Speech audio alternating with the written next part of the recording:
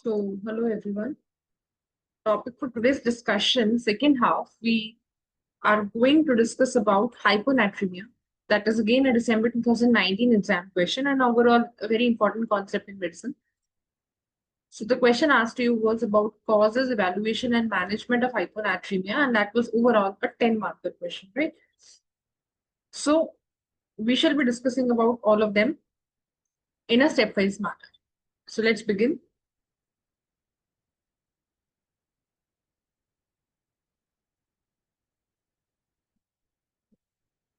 So basically, hyponatremia is defined as a plasma sodium concentration going below 135 millimoles, and up to 22% of the hospitalized patients are experiencing hyponatremia, right?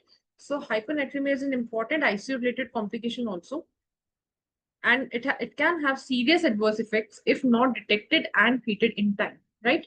So the question asked to you is about causes, evaluation, and treatment. So we shall begin with the causes of hyponatremia.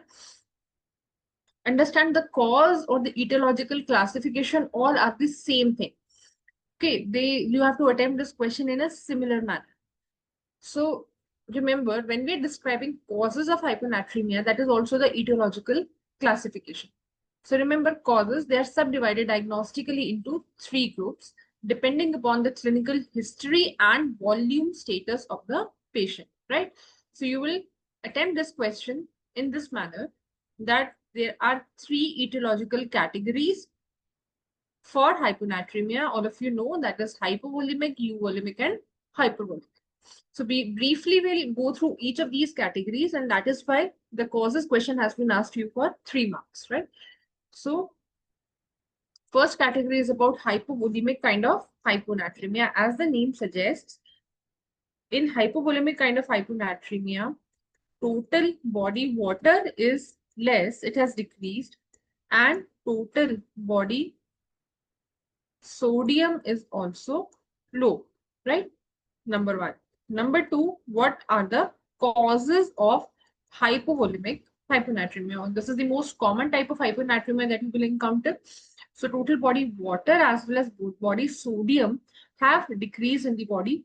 And what are the causes? So the causes can be renal or non-renal causes, right? So renal or extra-renal or non-renal losses.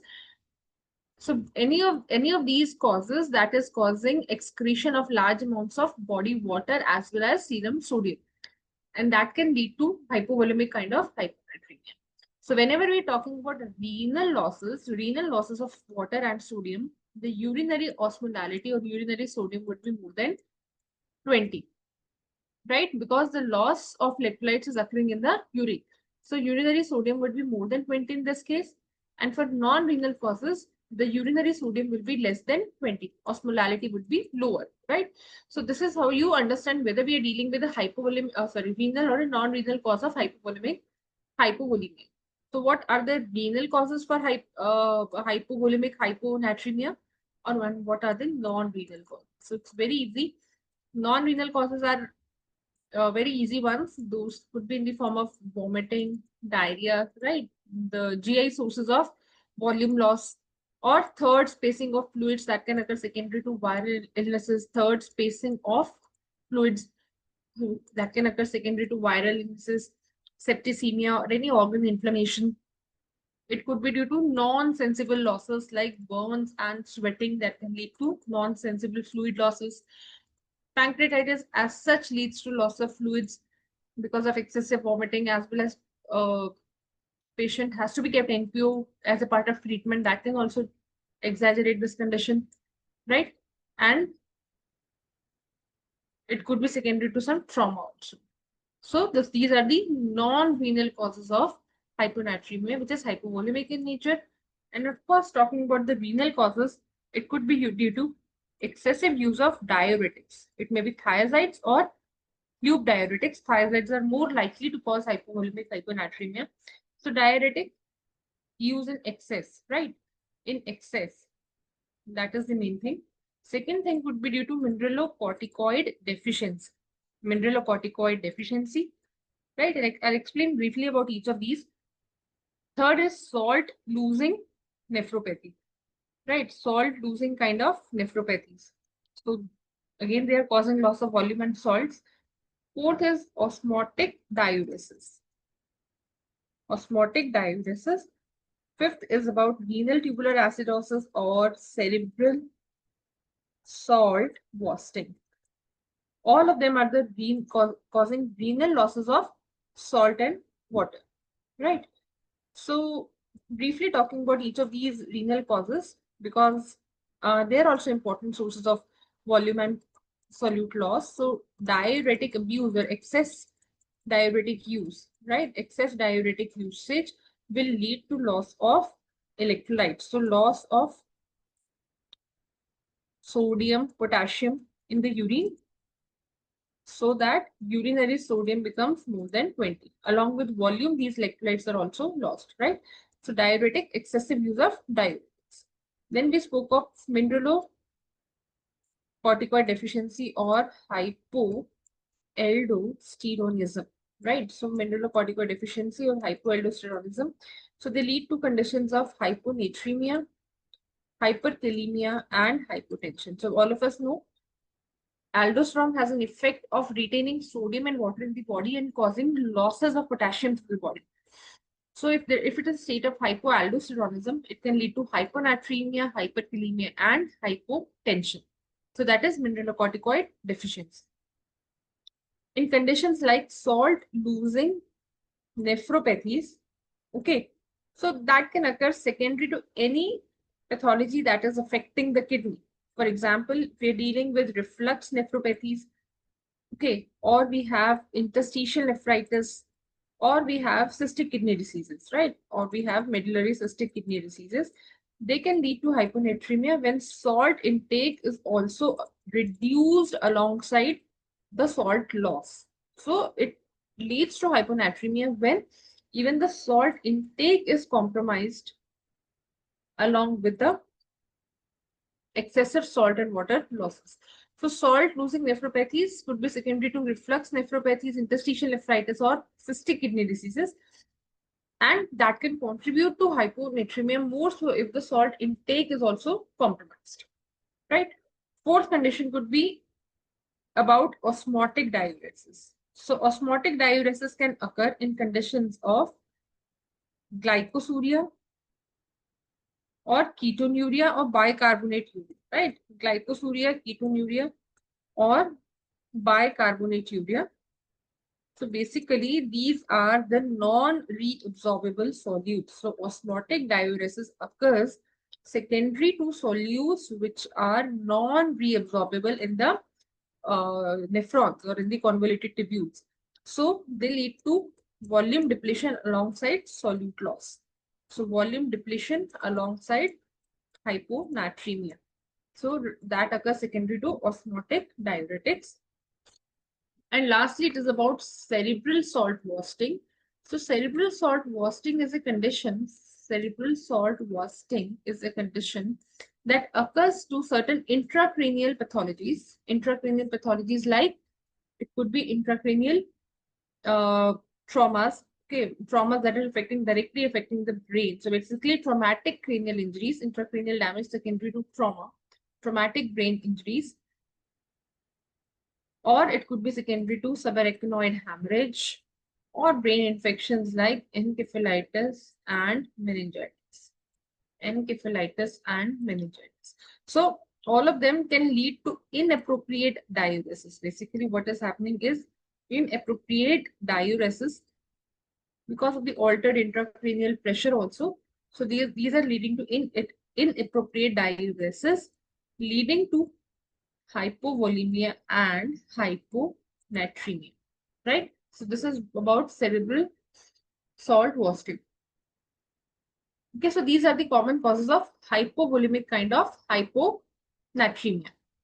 Okay, so this is the most common kind of hyponatremia that we routinely encounter in our outdoors or indoor patient settings. Second kind of hyponatremia occurs secondary to hypervolemia. That means there is increase in total body water, right? So overall, there is increase in total body sodium and chloride along with body water. So I'll tell you what happens. body sodium and chloride increase, but there is a greater increase in body water. There is a greater increase in body water content. So sodium and chloride levels are also rising, secondary to retention due to the fluids.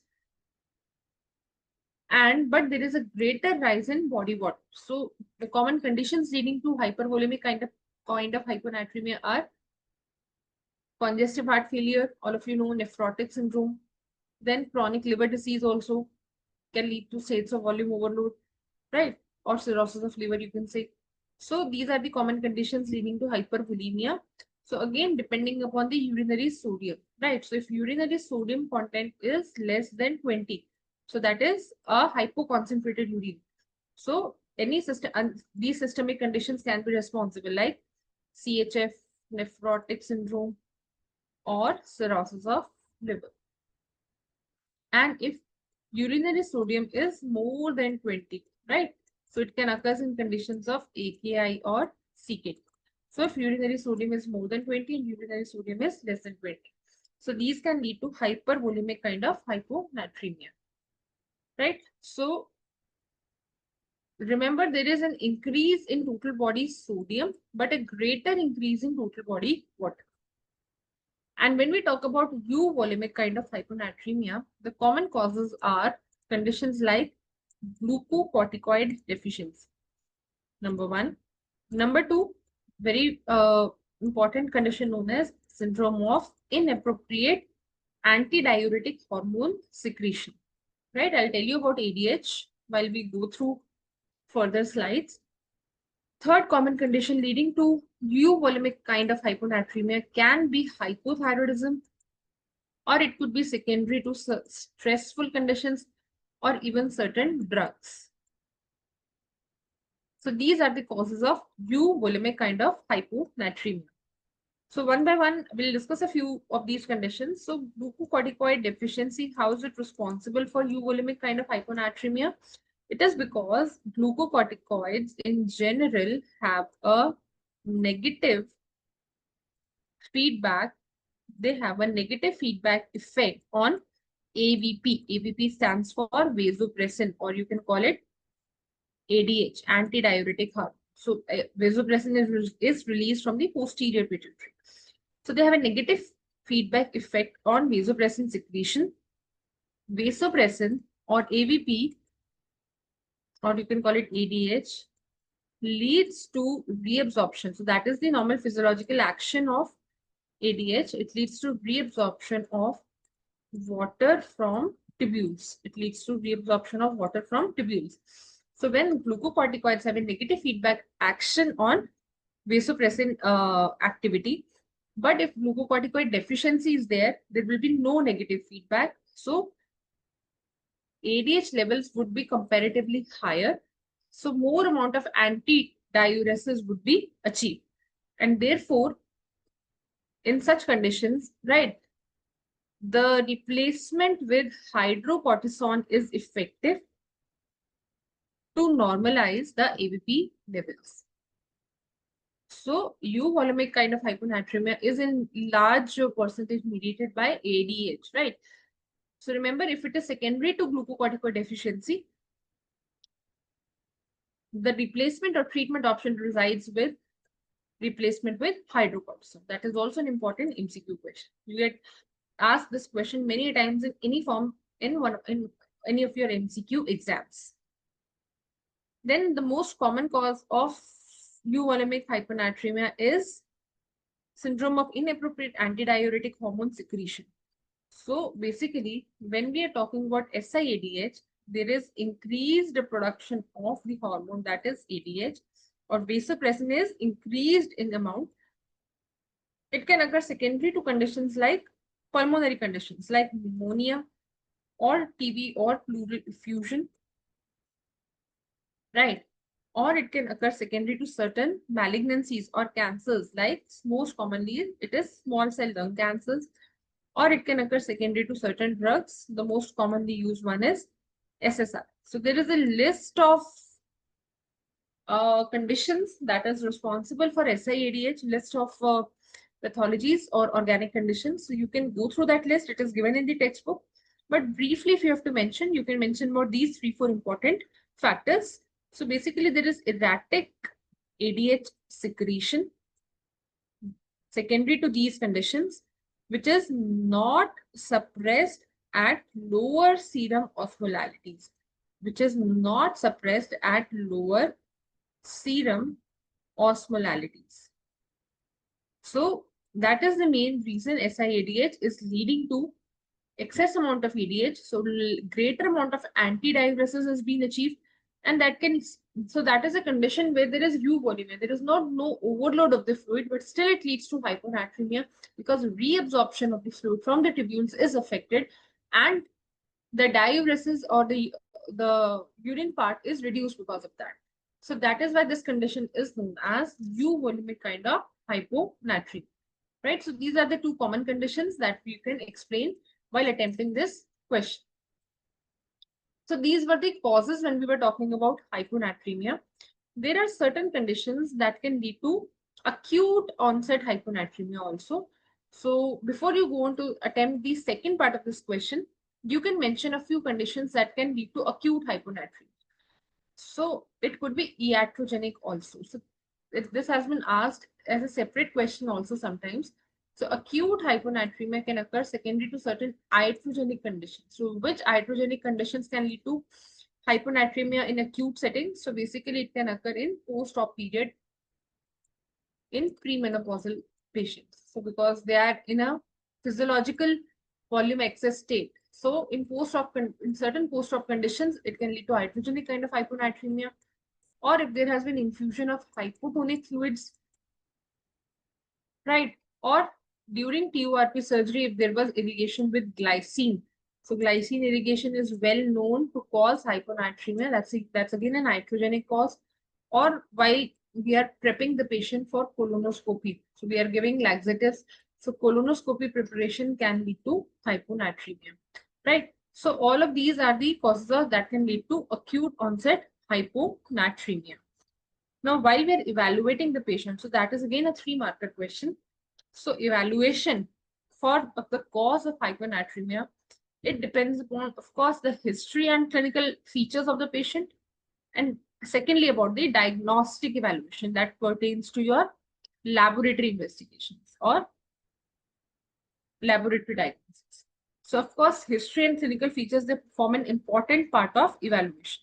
So what history is important? So history of any previous illnesses that might be responsible for conditions like SIADH or any cardiac conditions that could have led to congestive heart failure, or any liver disorder that might be presenting as CLD now. So history of any previous illnesses is important. History of drug intake. So hyponatremia can occur secondary to diuretics or consumption of certain drugs that can lead to SIADH basically. So history of usage of drugs is important, or any history and examination that might be suggestive of occult malignancies. So that is importance of history taking. Then patient can present with certain clinical features. So of course, we have to pick up those clinical features and think clinically that this might be secondary to hyponatremia. So most of the clinical features are mostly neurological, right? So hyponatremia affects the neurological features to a great extent.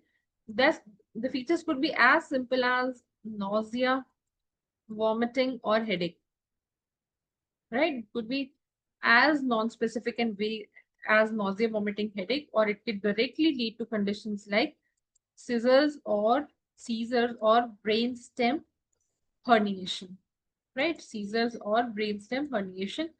And lastly, it can also lead to conditions of coma and death, right? So normocapnic type of respiratory failure can occur. So coma and death are the ultimate conditions resulting from respiratory failure. So these are the clinical features on the basis of which we have to pick up that the patient might be suffering from hyponatremia. Now, what are the laboratory investigations or the confirmatory diagnostic tests that we have to perform? Of course, number one are the screening tests. So basically, screening tests are not really helpful because hyponatremia mostly develops in an acute care setting. But certain screening tests like X-ray or CT scan of chest to rule out any occult malignancies might be sometimes helpful because those are one of the most common causes of pneumolimic hyponatremia. So you can mention that those in screening tests, otherwise not very helpful. More important are the diagnostic tests. So once the patient has landed up in a condition, in a neurological condition suspected to be due to hyponatremia, so which diagnostic tests are going to help us? So number one is of course serum sodium, serum potassium concentrations, along with serum chloride concentrations. So these are the three important concentrations. So of course, it could be directly indicative of conditions like adrenal insufficiency or mineralocorticoid deficiency if we encounter hyponatremia, hyperkalemia, right, in the presence of hypotension. So all of those could signify mineralocorticoid deficiency. So serum test, serum electrolyte measurements is important. Second important thing parameter is to measure for blood urea nitrogen and serum creatinine concentration, and this is done to rule out renal dysfunctions. First, AKI, CKD, as we have studied, they could be important renal causes for hyponatremia, which may be hypovolemic in nature or it could be hypervolemic in nature as well. So blood urea nitrogen and serum creatinine are the important tests to conduct for that. Number three is serum glucose levels. So glucosuria is important for osmotic is important for causing osmotic diuresis. So patient might be diabetic and he or she might not be aware of that. So osmotic diuresis secondary to diabetes can result in hyponatremia in certain cases. Also, it is important because plasma sodium levels they fall by 1.6 to 2.4 millimoles for every 100 mg per dl rise in blood glucose or serum glucose levels. So that is the importance. If serum glucose levels are rising, your plasma sodium levels are falling. And this is the proportion in which this thing is happening. So it is important to check for serum glucose levels also. Patient might not be aware of their diabetic status. Next investigation is serum uric acid levels. So basically uric acid levels are an indirect marker that uric acid levels might be decreased in SIADH kind of conditions, right? Lastly, we can check for thyroid functions.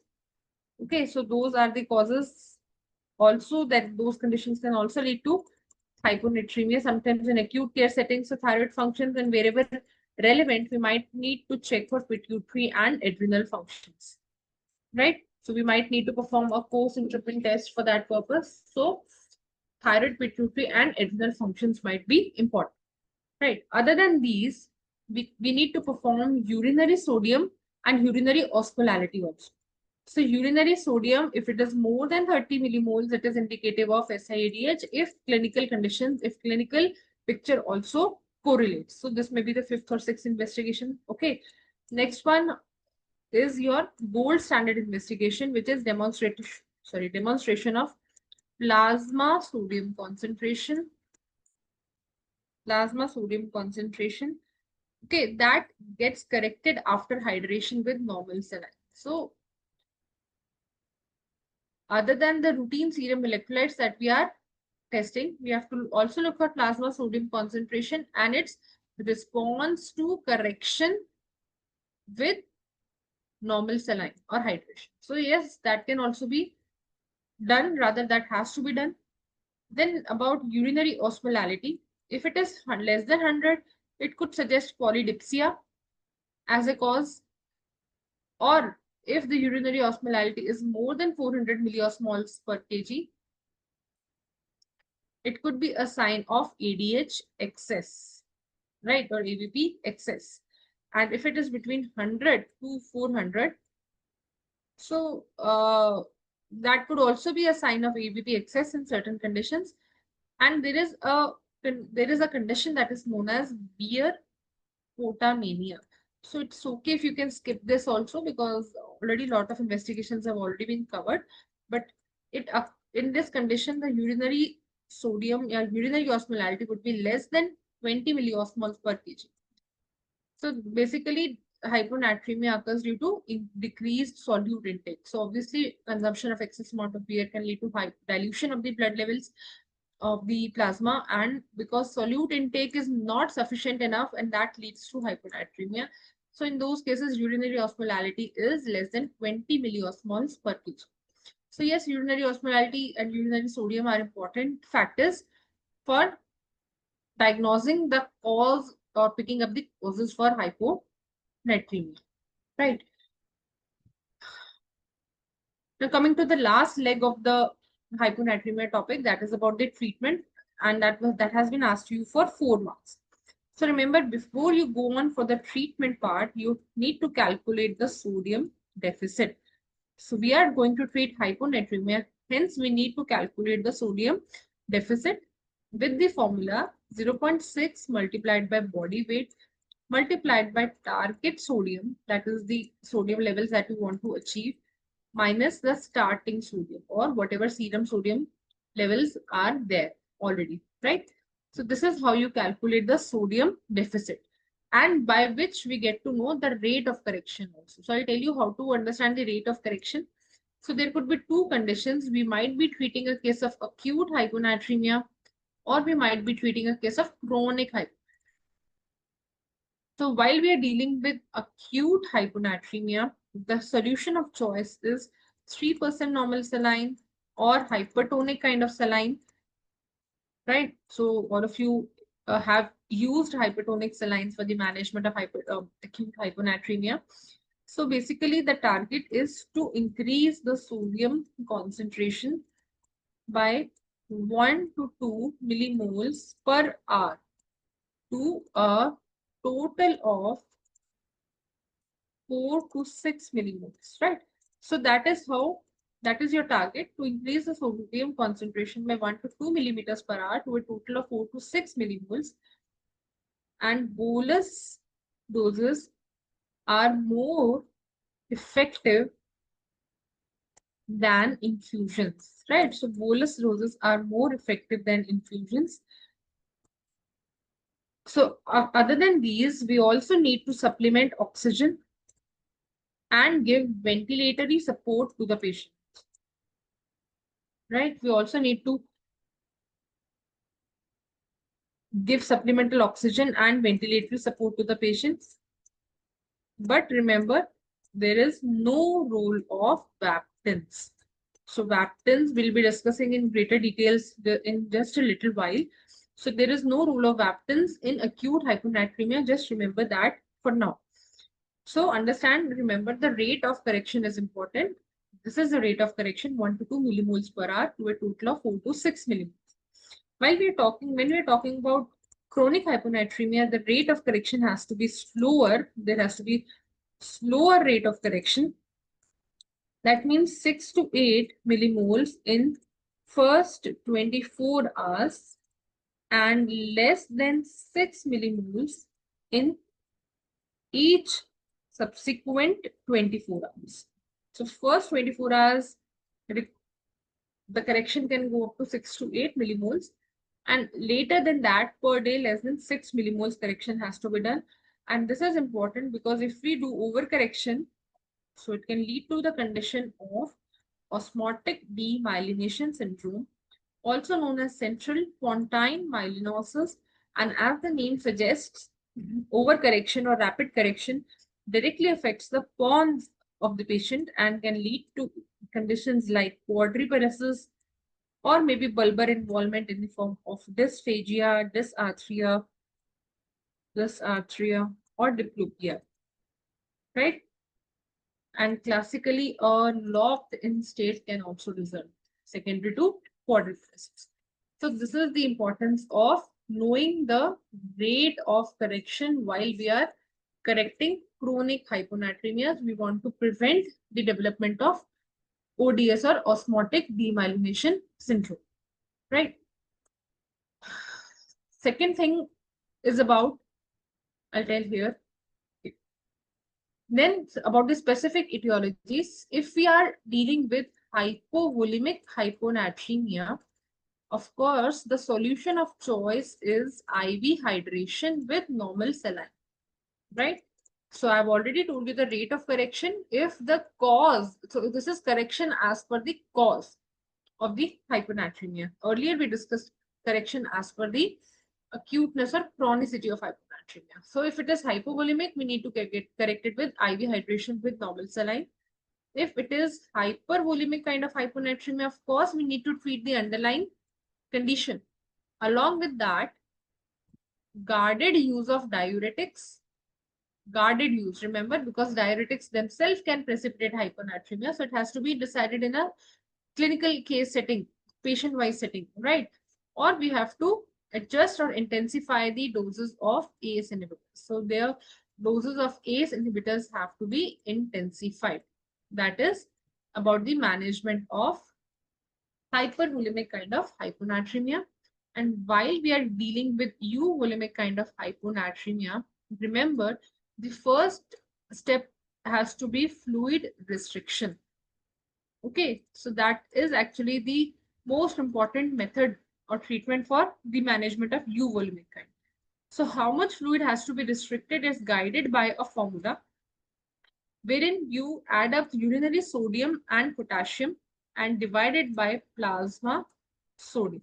Okay, so if this ratio is more than 1, if this ratio is equal to 1, or if it is less than 1. So that is how you decide the amount of fluids to be restricted. So if the ratio is more than 1, then aggressive fluid restriction has to be done, and patient can consume only less than 500 ml per day of water. Per day has to be consumed, right? If the ratio is roughly around 1, then 500 to 700 ml per day of water consumption can be done. And if the ratio is less than 1, then maybe 700 to 1000 ml or up to 1 liter. So less than 1 liter of water consumption per day can be done. So this is how you decide about the restriction of fluids, that is guided by urinary electrolytes concentration. Second thing is that is important is replacement of potassium, right, in hypokalemic subjects.